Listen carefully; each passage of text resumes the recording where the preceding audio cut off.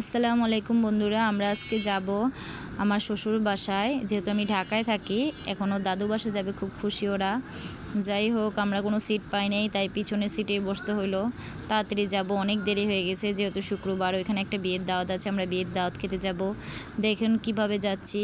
এখানে নেমে গেলাম এখন আমরা সাইনবোর্ডে, যেহেতু এটা নারায়ণগঞ্জ এলাকা। দেখুন এই জায়গার অবস্থা।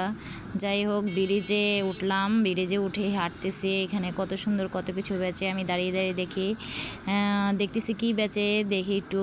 এদিক দিয়ে আমার হাজব্যান্ড ডাকাডাকি করছে, মহিলা মানুষকে নিয়ে আসলে বারবার শপিং করে, কিন্তু বেটা বুঝে না যে মেয়েরা একটু এগুলো দেখতে পছন্দ করে। বারবার ডাকাডাকি। আবার হাঁটলাম, হাঁটতে হাঁটতে সামনে দেখেন এই যে গেঞ্জি দেখাচ্ছে, এখানে একটু দাঁড়াই। আবার একটু দেখলাম, আবার সামনে এখানে দেখেন মাস্ক বেচে, রুমাল বেচে, কত কিছু বেচে। আবার সে বলে আসো আসো তাড়াতাড়ি আসো। আমি বলি আরে যাও না, দেখতে দাও না। তারপরে এখান থেকে নাম সত্তা বেচতেছে, এটাও কিনতে মন চাইছিল আমার, কিন্তু সে কিনতে দেয় না। তারপরে এখানে দেখেন কি সুন্দর পার্স ব্যাগ বিক্রি করতেছে। এইখানে আবার জামা কাপড় বিক্রি করতেছে, ফুট ওভারব্রিজ, এখানে পাপোসও বেচতেছে।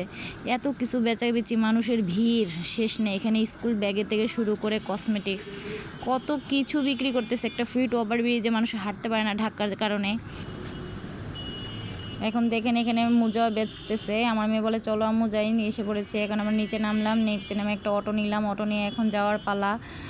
এত হাঁটাহাঁটি করতে করতে ক্লান্ত প্রায়। আমার তো ক্ষুধা লেগেছে, কখন যাব বিয়ে বাসায়, কখন যায় খাবো। দেখেন রাস্তাগুলো কত প্রশস্ত রাস্তা। ঢাকা শহর থেকে নারায়ণগঞ্জের রাস্তাগুলো অনেক বড় করেছে, খুবই সুন্দর লাগতেছে দেখতে। বাইরের পরিবেশটা আমার খুবই ভালো লাগছিল, কিন্তু পেটের মধ্যে ক্ষুধায় আমার অনেক খারাপ লাগতেছিল। তারপর কি করার, যাব, তারপরে বিয়ে বাসা যাব, তারপর খাবো।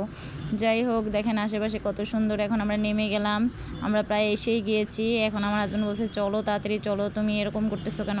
বলছি দাঁড়াও একটু তুলে নিই, কী সুন্দর রাস্তা, ভালোই লাগতেছে।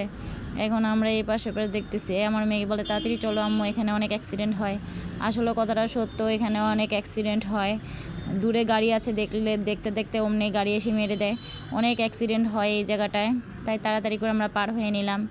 রৌদ্রটাও অনেক ছিল। যাই হোক, এখন আমরা রাস্তাটা ভালোভাবে পার হয়ে দৌড় দিয়ে পার হয়ে নিলাম।